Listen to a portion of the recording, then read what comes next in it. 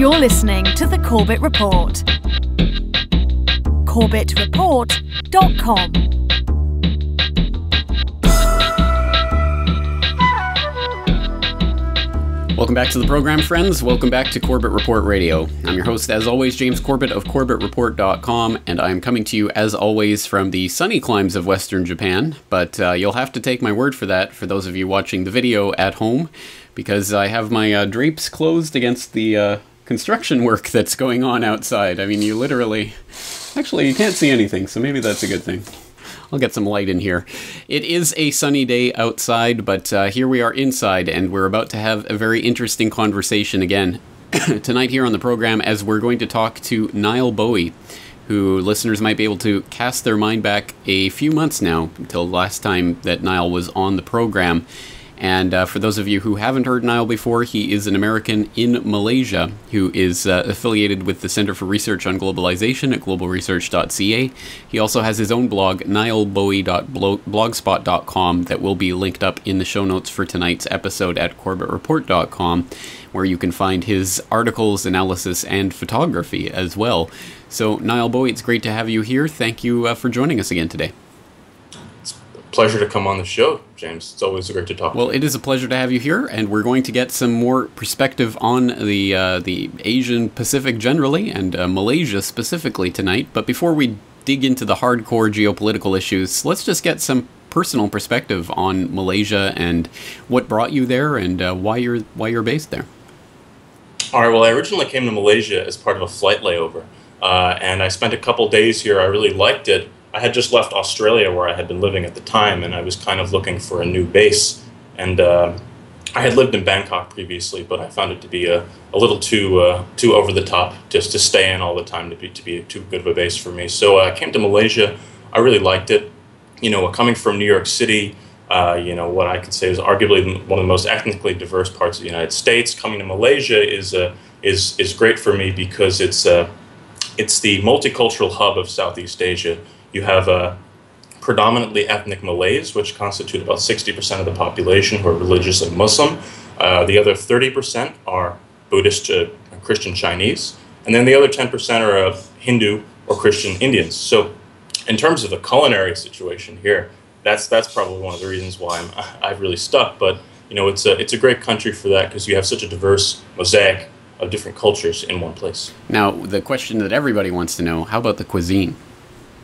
Oh, fantastic. You know, certainly so. I'm a big fan of Indian food, but you have your Chinese food. And one of the things I really tell everyone about Malaysia is that you can go into a restaurant and you really can feel like you're in China. And the cuisine is very authentic. And the same thing for Indian food. You also have the fourth largest ethnic group in Malaysia right now are Iranians. So you have Persian restaurants, you know, and it's just... It's amazing to get so many things in one place in this part of Asia, and it's just very comfortable to live here. Really enjoy it. Well, it is an interesting mixture of cultures, and I'm looking forward to visiting there someday. So hopefully I will be there in person to experience that with you. But in the meantime, you can be the guy on the couch. Awesome. Well, in the meantime, it is an important geopolitical center, and becoming more so as again the focus of so much world attention and the attention of the region shifts to the Asia Pacific. So we're going to be getting into some of those issues tonight on the program. Excuse me, again, talking to Nile Bowie, nilebowie.blogspot.com. That's Nilebowie, for those of you keeping track at home. So if you want to play along, please go there. He's also on Twitter at Nile Bowie. And on that note, the phone lines and the Twitter lines will be open tonight. So if you want to phone in on tonight's conversation, 1-800-313-9443, or you can tweet me on air at Corbett Report, and I'll get to your question and or comment here on air. But on that note, we're coming up right against our first break, so let's take a short breather, and we'll be back with Nile Bowie talking about Malaysia, the Trans-Pacific Partnership, and many, many other aspects of what's happening in the region besides. So stay tuned right there. We'll be right back.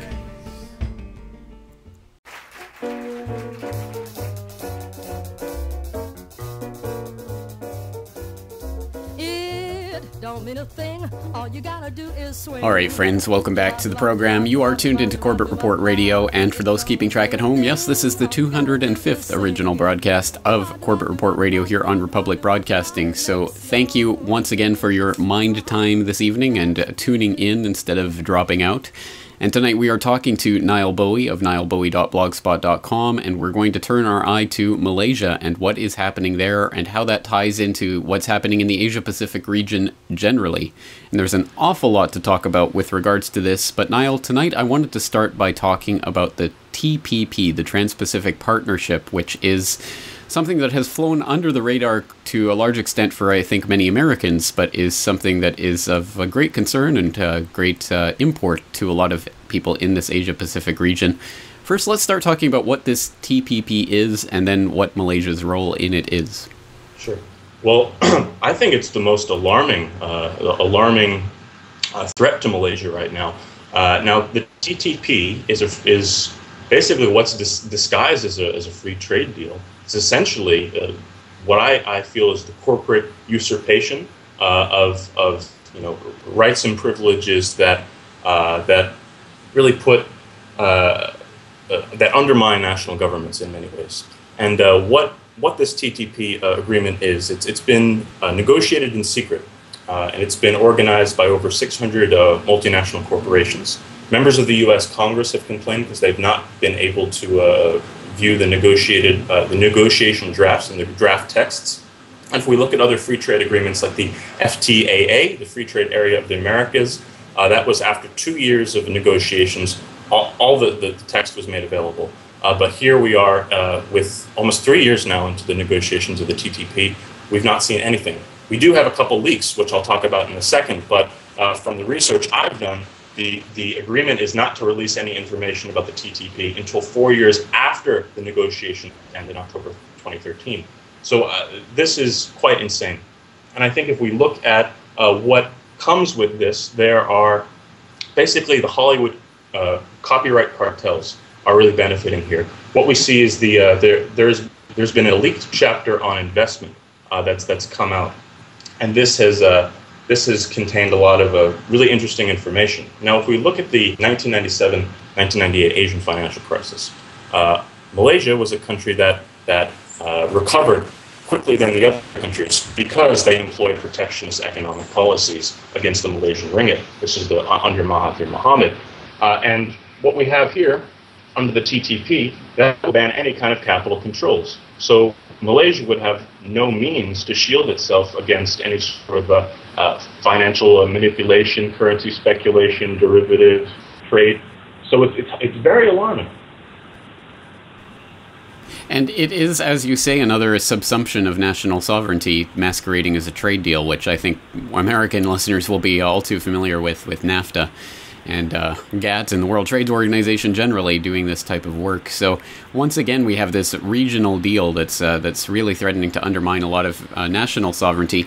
So what is Malaysia's role in this, and what is the general feeling in Malaysia about this agreement? Well, the thing is, in Malaysia, this is not known at all. It's much like the United States. Now, since Mahathir's time, the former prime minister who was in power for 22 years, he transformed the Malaysian economy from an agricultural economy to a country that's producing cars and automobiles and heavy industry and manufacturing. So the downside to his rule is he was known to be an authoritarian. So media was not liberalized. Dissent was generally dealt with pretty harshly. Now, we have media becoming more and more liberalized under the current Prime Minister Najib Razak. But Mahathir himself is a frequent blogger. He has warned that the current Prime Minister Najib Razak has been targeted for regime change by the United States. And that is something that I've covered pretty extensively, and that's done through a various array of different ways, which we'll discuss throughout this conversation. But what I can tell is that based on what Najib has done in power, signing the TPP would be, would undermine what he's working towards, and I think what it looks like, there are many Malaysian analysts who share this view, as do I, and I feel that Perhaps Najib is seemingly endorsing this Trans-Pacific Partnership because he fears, that the opposition would be more attractive to the United States and multinational corporations. So it could be a means of self-preservation, but I don't see how any self-respecting leader of a developing nation certainly can agree to the terms and stipulations of the Trans-Pacific Partnership based on what we know. Again, we don't know what's in it, so this is what makes it really alarming.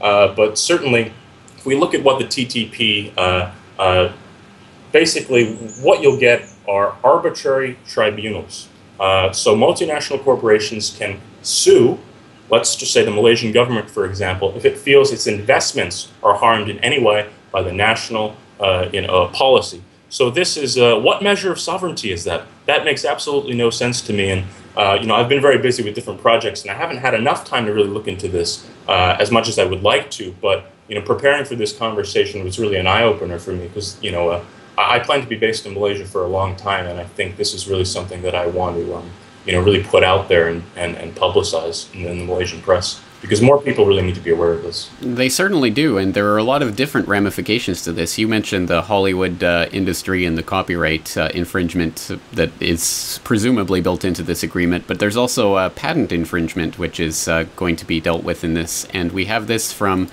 webpronews.com. I'm not sure what kind of source this is, but it says Malaysia Health Minister says TPP is no good. And it reports TPP is a major cause of concern among those in the tech community. Its expansion of copyright enforcing U.S. copyright law onto other countries is troubling to say the least. It seems that some countries involved in the TPP negotiations are beginning to come to their senses. Malaysia is the latest to say no to the treaty. And it says Malaysia Health Minister Datuk Seri Liao Chong Lai, sorry, I have no idea how to pronounce that, recently spoke out against thank you. Recently spoke out against TPP and its patent extensions on medicine. He feels that the US is putting other countries' citizens at risk by making them adopt stricter patent laws. Here's his statement. We are against the patent extension. According to the agreement, if a medicine is launched in the US and then 3 years later it is launched in Malaysia, the patent would start from when it is launched here and not when it was launched earlier in the US. That is not fair. So that's an interesting comment coming from the health minister there in Malaysia, and it's being reported as Malaysia saying no to TPP. But unless I'm reading this incorrectly, I don't think that's a definitive no. I think that's just one person in the government expressing one concern. Internal dissent, within the government, which I think, I really welcome that. We need more people within the Malaysian government who are recognizing that this agreement completely undermines the government, and it doesn't help anyone in Malaysia. What about the Malaysian farmer? What about the rice producing industry? What happens if you have all of these cheap foreign produce and fruits and things come into flood the market? I mean, it'll be a disaster for Malaysia completely. It will. So let's look at the makeup of the Malaysian government then. So for people who don't know, it's a parliamentary system with a prime minister. Is it based on a British parliamentary system? I believe it is, yes. Now the Malaysian situation is pretty interesting right now because it's complex, and we're approaching a very pivotal election here. So are we approaching commercial break? We've got about 3 minutes. Okay, so we can just go into and discuss it. So we know that we're seeing the United States start militarily shifting its naval arsenal to this side of the world, to the Asia-Pacific region, and we know the policy shift to the Asia-Pacific region. So what we're seeing now, I believe, is the U.S. attempting to use soft power to bring about compliant heads of state that will agree to these kinds of very oppressive trade agreements, that will agree to things like military bases. I'm not saying that Anwar Ibrahim, who's the main opposition leader, would do that, at least right away, but I think there's certainly a case for it that can be argued. So right now what we're seeing is this very pivotal moment in Malaysian history, because we've had the main party, the Barisan National Party, who's been in power basically for since the independence 55 years ago here in Malaysia. And that government has certainly, demographics of the population are very loyal to it, specifically the ethnic Malays. The middle class, and specifically the minorities, I would say about 1/3 of the country, though, really are very interested in the idea, the prospect of regime change and putting in a new government into power there in Putrajaya. However, I believe we can discuss this in greater detail. There's so much disunity within the opposition, and their economic model, I think, does not suffice and cannot stand up to what Barisan Nasional, the current government, is doing. So I think this is a very interesting situation that we're coming to. But we're seeing the National Endowment for Democracy, we're seeing the International Republican Institute outright training members of the opposition and focusing their attention on these states where the Malaysian opposition is captured. And we'll talk a little bit later when we come back from the break about Bersih as well, which is the Malaysian brand of color revolutions that we've had twice over the past several months. So we'll talk about that. And there's many very alarming cases of foreign funding to these types of institutions. So all of this we have to look at. And also we have to look at the situation between the former government, Mahathir's government, whose statements are basically covered by the press as if he's the prime minister as well. I mean, his opinion is very valued here. Look at the things he's doing, the things like the War Crimes Tribunal and whatever, and we look at the current government as well and seeing where they're going diplomatically and how they're attempting to engage the American business community and sort of establish closer ties with the United States, maybe for self-preservation. All right. Well, when the NED is involved, can phony staged color revolution be far behind? Very interesting and unfortunately not necessarily interesting in a positive sense for the Malaysians, but at any rate, it's something that we'll have to definitely keep our eye on. So let's go to break, and when we come back, we'll continue talking about some of these issues and some of the characters that are behind this opposition in Malaysia right now. Once again, talking to Nile Bowie, nilebowie.blogspot.com. Let's take a short break, and we'll be right back.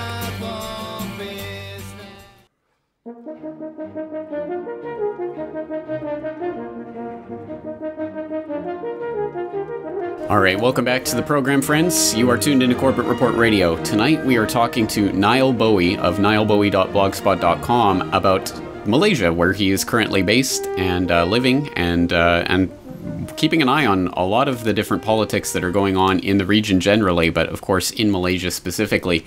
And there, just before the break, we started to get into some of the nefarious activities that are taking place behind the scenes in Malaysian politics to prop up the opposition, including the specter of the National Endowment for Democracy, which I'm sure many of the listeners out there will have heard about before. But let's go a little bit more in depth into what is taking place right now in terms of the creation of this opposition.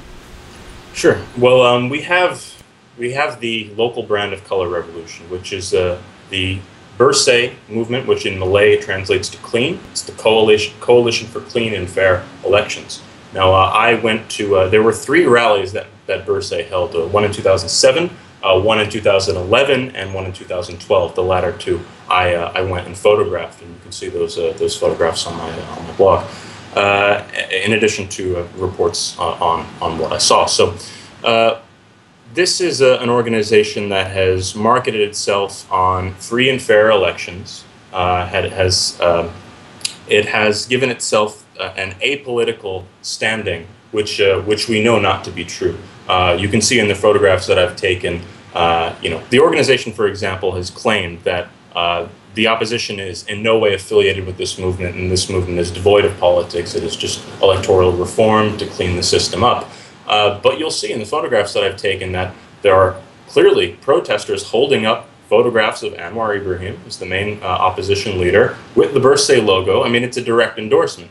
And also we've seen some other photographs that I've taken where demonstrators had inverted portraits of the current prime minister. So there's no doubt that there is a very political component to the rallies, regardless of whatever kind of propaganda the leadership of the Bersih coalition discussed. So Bersih is significant primarily because the leader of the organization, Ambigashri Lasan, who's a very prominent Malaysian lawyer and women's rights activist, she has admitted to the Malaysian Insider that she's received funding from 2 organizations, the National Endowment for Democracy and the OSI, or George Soros Open Society Institute. Now, we don't know how much, we don't know where it went, but she's just admitted that she's received this money from these organizations. So if we look at the National Endowment for Democracy's website, for example, we see that the organization is funding one of Malaysia's most prominent pro-opposition news outlets. That's Malaysia Kini. And that news outlet was started, I think, a couple of years ago. I'm not exactly sure when, so I won't give you a date, but it was started with a grant from the U.S. State Department-funded Southeast Asian Press Alliance, of which Hillary Clinton is the chairperson.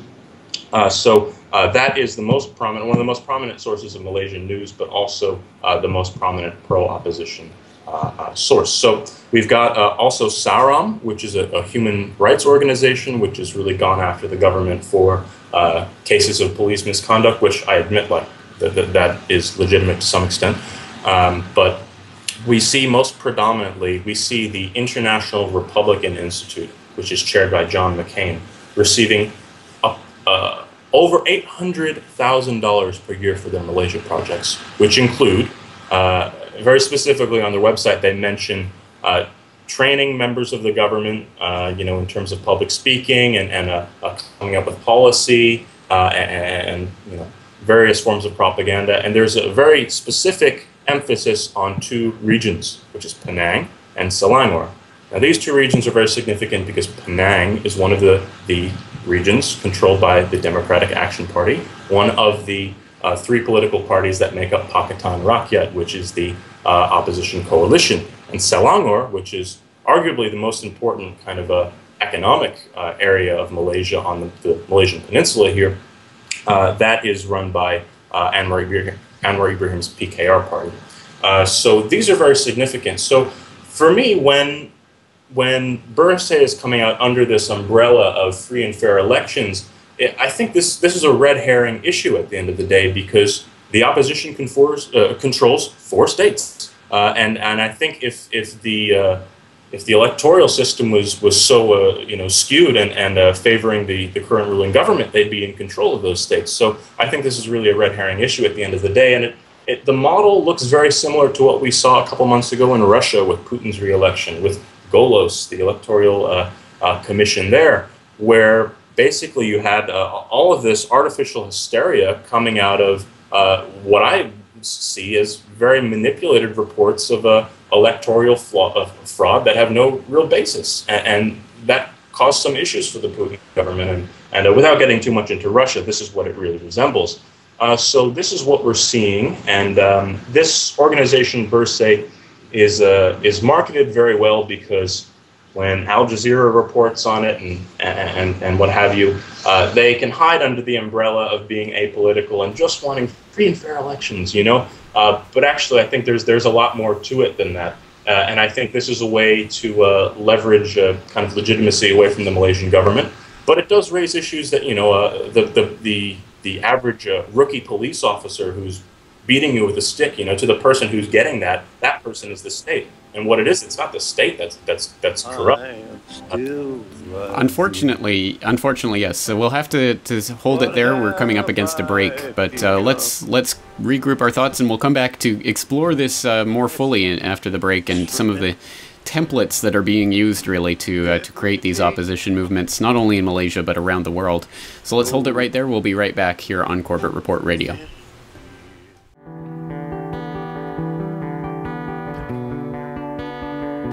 Okay, we're back. So, Nile, let's continue talking about what we were talking about right before the break there, talking about some of the opposition that is using the cover of this apolitical group, so-called, to really rally the troops, so to speak, against the current government.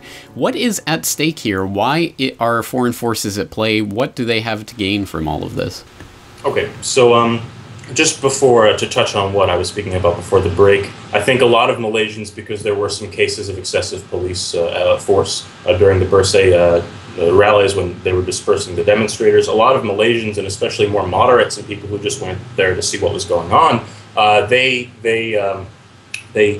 were more radicalized, and certainly their feelings were, they felt alienated by the government, by the conduct of the police force. And what I think a lot of people, although they're well-meaning, they misinterpret this, as a government corruption. But I think it really calls for the public services, like the police force, to be looked at a little bit more closely. But anyway, we'll go into what you just asked me. So There is a lot at stake here. So Malaysia is extremely geographically important region. It's the Strait of Malacca is one of the third, I think the third most, the third busiest waterway in the world. A lot is at stake here, primarily because this would be the first time there's such a political transition, and the political opposition is not unified in many of the directions they want to go in. So we have these three political parties that make up the opposition coalition, which is Pakatan Rakyat. We have the Islamic Party of Malaysia, which is an Islamist party, which holds two states in northern Malaysia towards the Thai border. We've got the Democratic Action Party, which is a Chinese party, which controls Penang, which is predominantly Chinese. And we've also got PKR, which is Anwar Ibrahim's party. Now, we know Anwar Ibrahim has very close ties to Paul Wolfowitz. He used to work for Dick Cheney's Foundation for the Future. He used to work for the World Bank. And he has generally criticized many of the protectionist economic policies of Mahathir that pushed Malaysia forward and allowed them to recover from the financial crisis in 1997. So what I think the benefits of the current government is that they've been able to consistently deliver economic growth. And that economic growth has always been very high. They've been very attractive for foreign investment to come in. For example, the Taiwanese government is investing $40 million into Johor Bahru, which is the border town with Singapore. We've also got the second quarter of the GDP coming in at 5.4, which is a very healthy number, healthy growth rates. We could see that go lower if Malaysia is a very export-driven economy. If demand falls, in the United States and elsewhere, then we could see the Malaysian economy slow down. But I think as of right now, the government has done a lot in terms of the economic sphere. They have an economic transformation program that they're attempting to raise the gross national income to $15,000 per year per person. That would be a high income nation, and the statistics show that they're on the road to actually accomplishing that by 2020. So the thing is with the opposition, there's no unity among them because they want to go in certain different directions. For example, the Islamist Party, which controls Kelantan in the north and Kedah, they want to found an Islamic state in Malaysia. Now, the government is based on a philosophy of Islamic, it's more moderate, certainly more secular. Malaysia must exist as a secular state, but what the PAS, which is the Islamist Party, want to do is arguably they want to impose a brand of Sharia law on non-Muslims, which constitute around 40% of the population, which is really not fair, and I think that really represents a detrimental direction. And for example, when I was up in Kedah a couple months ago, a friend and I were just at a bar, and the moral police came in, Islamic police, and they were searching for people, Malays, ethnic Malays. If you're Chinese, if you're Indian, whatever, it doesn't matter. You can drink and you can enjoy, but if you're ethnically Malay, that means you're Muslim, so you should not be there. And if you're caught, you'll be arrested and fined. So this is really, I think, represents something very regressive.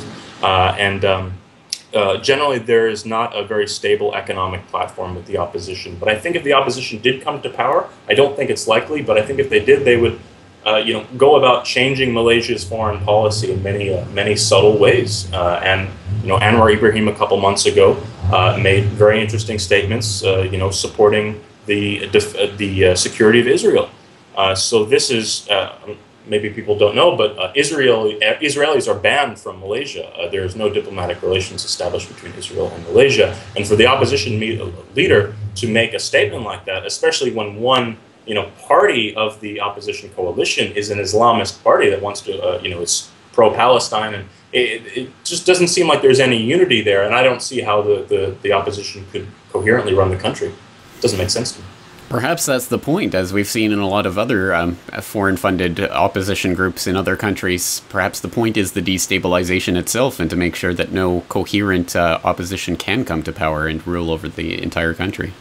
Well, I think that's very plausible, and as well, I was talking to Eric Draitser about this. I was telling him about the situation, and basically, I told him, I thought it was strange that the Islamist Party was not getting any funding directly from the National Endowment for Democracy or the International Republic Institute. And I figured, well, maybe they're trying to divert away from this Islamist influence.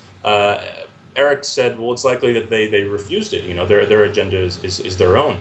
So I think that's very plausible as well. So it's a very interesting direction, and many things are at stake. Now, a cab driver broke this down for me, and it made a lot of sense. He said, you know, I think the next election we're going to get the current government to come back, because you have the rich people who benefit from the government in power. You have the poor who receive subsidies and kind of affirmative action policies for the Malays that, you know, they're loyal to the government for that reason. The middle class, the people who are the minorities and involved in the economic sector, they're seeking a change. But I really I think that they support the opposition very blindly without really understanding the larger ramifications and not even looking at the policy of the opposition so much. Because I think if they did, they would probably just abstain from voting completely.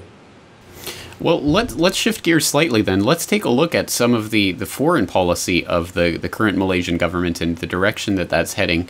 You mentioned the opposition even expressing perhaps some sort of guarded concern for Israel and perhaps attempts to establish relations or whatever, but that doesn't seem to be much on the table. But let's talk about some of the things that are happening right now in the region generally. You've talked about the geography of Malaysia and why it's so important geostrategically, and it is right there on the southern edge of the South China Sea, which of course is making headlines around the world now for being a part of the whole imbroglio between China and Vietnam, China and the Philippines. Malaysia is on the southern edge of the South China Sea there. So let's talk about the South China Sea and how that plays into Malaysia's foreign policy.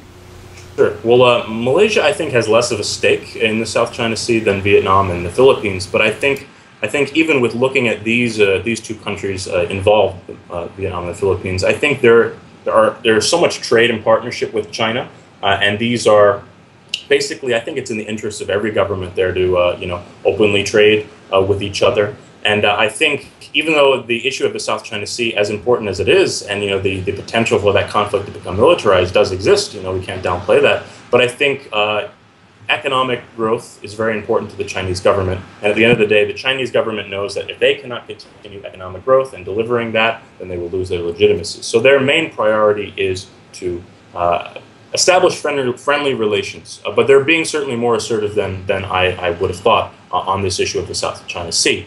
Now, as I mentioned before, I've been really busy with other projects, so I didn't really get the time to look and to see how much Malaysia plays into it. But in the local media, there's not a whole lot of issues about it. But if we look at foreign policy in general, let's just say, like, I'm not sure if you've seen Anwar Ibrahim. He's done an interview with Julian Assange on his program on Russia Today, which he made the really absurd statement of comparing Malaysia to Myanmar and saying that Myanmar had more of a democratic framework, which is, you know, obviously very dubious statement.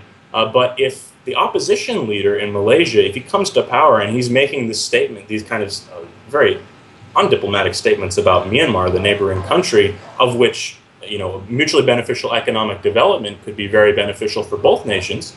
If he's making these kinds of very arbitrary statements about the government in Myanmar there, I don't think that's a good signification of what an Anwar Ibrahim government would look like. But currently, we see under Mahathir, you know, Malaysia was looking east. Malaysia was concerned more with the Beijing consensus. And that has existed to some extent under Najib Razak.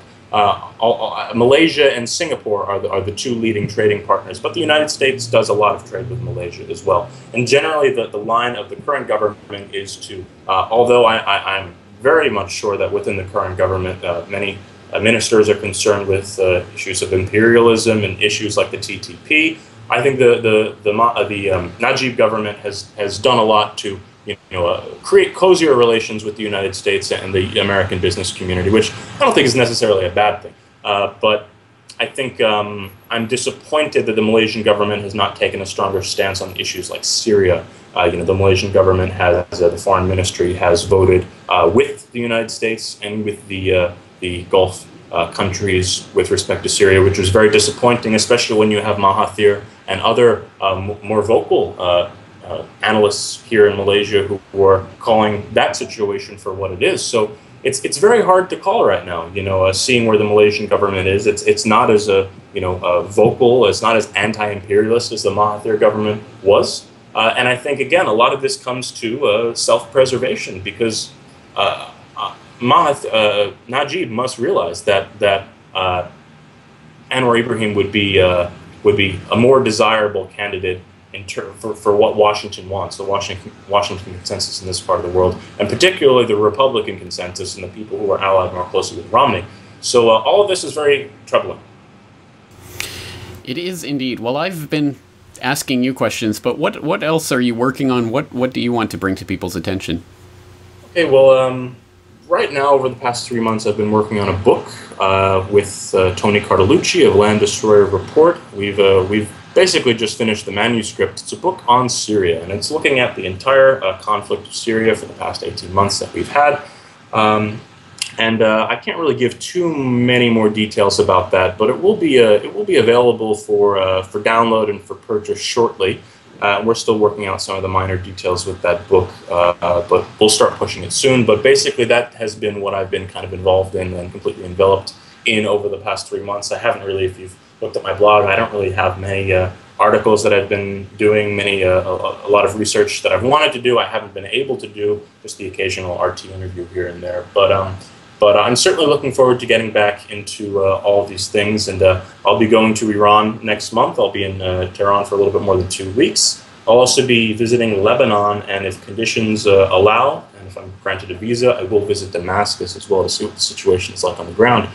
So all of these will be very interesting, and I hope to put out a lot of work over the coming months with respect to this trip, and what kind of photography I can get out of it, and what kind of just interesting observations I can take from the whole thing. It should be a great trip.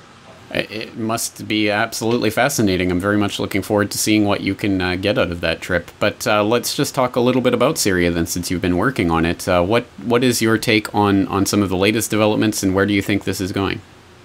Well, we see the government helicopter or some kind of aircraft that was shot down over Damascus yesterday. I don't know if it was shot down, if it was a technical error, but I think from what I've been covering, the fighting has been predominantly in Aleppo, in northern Syria, and the idea of opposition men getting in, rebels, whatever you want to call them. It's a better term for opposition men. But we have rebels taking in it. Let's just say if they have RPGs and they're getting those into Damascus to shoot down helicopters, I think it's really worrying. But we're seeing more and more desperation from outlets like Foreign Policy and even the Council on Foreign Relations. Some of their pundits have been coming out with the most absurd articles. There is literally an article that came out a couple days in Foreign Policy, 2 cheers for Syrian Islamists. And this is paradox for me, because following the situation, foreign fighters, the use of foreign fighters, the use of Islamists were basically were not admitted by the mainstream media, and now it's become so obvious that it's being embraced and it's being marketed as a good thing, and that completely doesn't make any sense to me. Anyone with a basic understanding of Syrian society and the diverse kind of mosaic of cultures and religions, and this delicate balance that government in Syria has basically worked to protect, knows that sending Islamists in there and Al-Qaeda fighters is a complete mistake. It's a suicide policy. Again, the only thing that I can think of is, obviously this is a deliberate attempt at destabilization and to make sure that no stable government can come to power in the region or really anywhere in the world where it serves, I think, Western interests to destabilize. Sure, and if we've seen the 2010 U.S. Special Forces Unconventional Warfare Manual, very, very interesting document, which basically lays out the phases of different destabilization. And in Syria, that is a full insurgency movement. In Venezuela, for example, we saw a color revolution with a little bit more of a violent kind of a element to it, with snipers and whatever. Here in Malaysia, we have a more basic, it's just sort of dissident media and very kind of non-aggressive, I guess we can say, a color revolution movement, a soft power destabilization, I can say, similar to what we have going on in Russia, but also we have more violent issues going on in Russia in the Dagestan region, which Eric Draitser recently covered, which was very interesting, certainly. Absolutely. Well, again, so much going on and so much in the pot, so to speak, that it's difficult to know what to eat first. But again, just a remarkable wealth of information at nilebowie.blogspot.com. So much going on, and obviously months and months and months of articles that you've done in the past. Just tell us briefly about some of the other work that you've done on the region before. For example, your interview with Dr. Chandra Muzaffar. Yes, Dr. Chandra Muzaffar, who's he is a Malaysian scholar, and we sat down together. He does an NGO here. He runs an NGO called JUST, International Movement for a Just World, of which I'm a member. I've also contributed some of my articles to him, and he does a monthly publication. And this movement that he's a part of, this NGO, attempts to blend, I guess we can call spirituality and geopolitics, and looking at these things in a very pragmatic way, and just essentially bringing a lot of these issues of destabilization and imperialism and environmental issues and spiritual issues to light. So he's certainly a very fascinating man, and I would recommend anyone who's found this conversation interesting to get over to my blog or on Global Research. You can see I did about a 40-minute interview with Dr. Muzaffar, and we touched on many issues. It's one of the most broad interviews that I've conducted. I mean, we cover so many things. So it's certainly worth. That's right, and it is at Global Research TV, grtv.ca. It's also at linked up at nilebowie.blogspot.com. I hope people will check that out. Once again, coming up against a break, let's take a short breather, and we'll come back to finish up tonight's conversation with Nile Bowie. Turn it up! I want my bail-out money. Keep the bills coming. Sweet green cash just dripping. All right, friends, welcome back to the program. Here we are in the final minutes of tonight's edition of Corbett Report Radio. Once again, talking to Nile Bowie of nilebowie.blogspot.com. I hope you will check it out if you haven't yet done so. And in the final few minutes here, we don't have much time, but let's start talking a little bit about some of the social issues in Malaysia. And obviously, as you alluded to, some very interesting racial mix going on there. But it does, I'm sure, create some tensions and some other issues that can arise there. Tell us about social relations in Malaysia. Sure. Well, as I mentioned before, issues like the TPP, although very highly important, they haven't really penetrated the public consciousness so much. And what really is a very strong issue here in Malaysia are religious issues and racial issues. And what I can see is the most common grievance with a lot of the members of the Chinese and the Indian minorities is what's called the new economic policy, which I believe was introduced under Mahathir. Not 100% on that, but basically what this does, it's affirmative action policy. So this gives preferential treatment to the members of the Islamic Malay ethnic group. So what that does is it makes it easier for them to take loans. It makes it easier for them to have lower interest rates or no interest rates. It makes it easier for them to go to public institutions and pay substantially less. And for example, a friend of mine told me she was just going to apply for a Malaysian license as an Indian girl, and she had to pay a bribe to the driving school because she was not Malay. So all of these things are very troubling, but I think stepping back and looking at it from just my experience growing up in New York City, in Jersey City, where we have areas of my hometown that are, constantly having race-related violence and different, it's comparatively harmonious compared to many different places in the Western world. So I don't think these issues are so serious, and I think among the younger Malaysian class, there's a lot of integration, racial integration. But I think one of the issues here is that although these people are living side by side here in the Malaysian peninsula, you never really see Malay people at a Chinese restaurant or vice versa. It's connected, but people aren't connecting. So this is changing more and more with the younger generation. But what I think more and more is happening is that the minorities and even Malays themselves are saying that this new economic policy, which favors ethnic Malays, is outdated. It doesn't help Malays. It is very similar to the welfare situation in the United States, where that system is just not productive.